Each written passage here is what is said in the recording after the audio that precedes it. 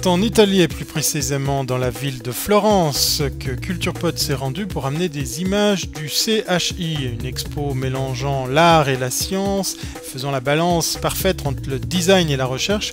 Et en la personne de Maël, comme envoyé spécial de CulturePod, on revient ici sur quelques présentations et autres interviews. Today we have Jim and Josh from the University of Michigan, and behind me there is a poster, and behind this poster there is all kind of a big project, I think, with 5 different students. But I'm gonna stop talking, and in like 1-2 minutes they're gonna explain us what is actually doGooder. Yeah, thank you. So doGooder is a project. Our task was to address the issues facing those experiencing homelessness. And what we did was we delved in and researched what problems homeless individuals face. What we discovered was that homelessness is a highly contextual problem.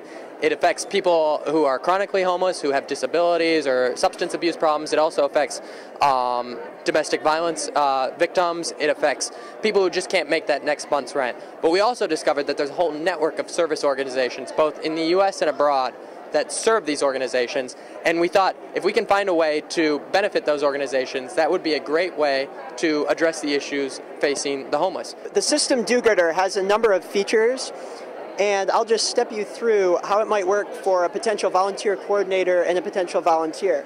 So let's say our volunteer coordinator named Anna is looking for some volunteers for an opportunity she has. She can simply log into doGooder, and the system will guide her through the process of creating an opportunity, say, to help out at a soup kitchen for the homeless.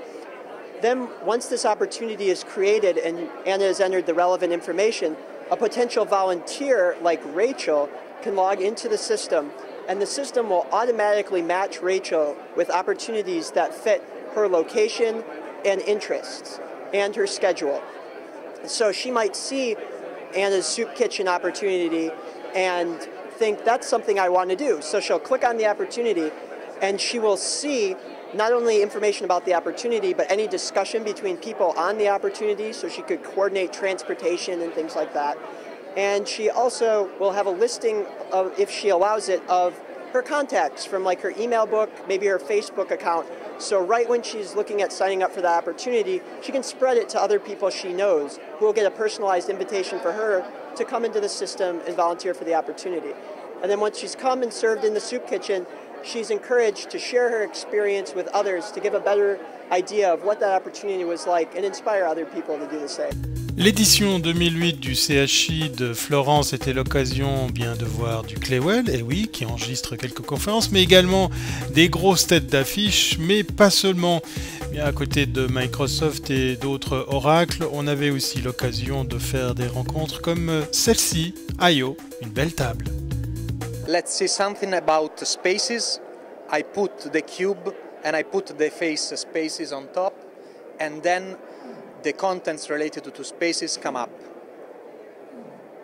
The red ones are movies. I can click on them to pause them and to play them.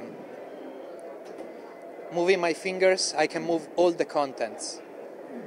With 2 fingers, I can rotate them, scale them, and roto-translate them.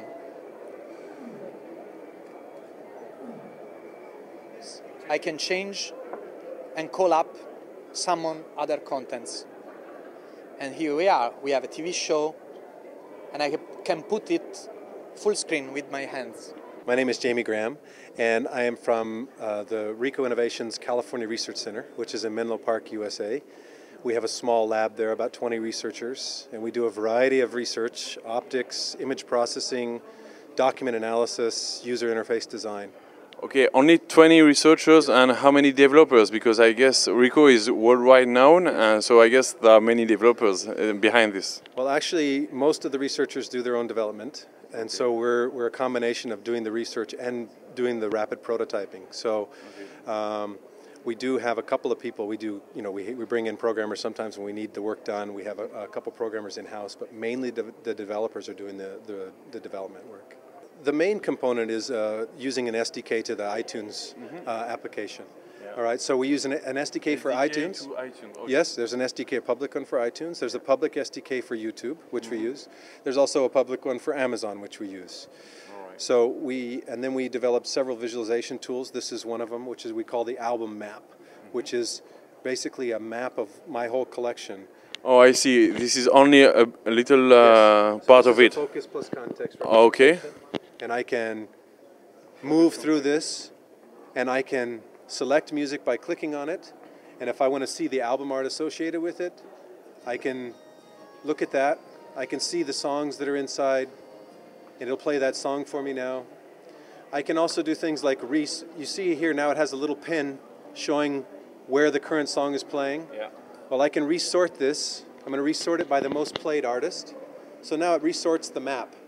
And so in the upper left-hand corner are the most played artists. Okay. And you see the pin is now over here. Mm-hmm. So now we can also do things like searching. And so if I type in a G, you're going to see all the albums that start with a G. They're little pinpricks on the map.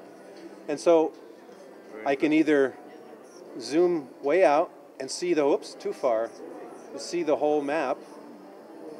And if I want, I can select an album based on that. Or, if I'd like, I can just hover over one of the pinpricks and select it directly from there.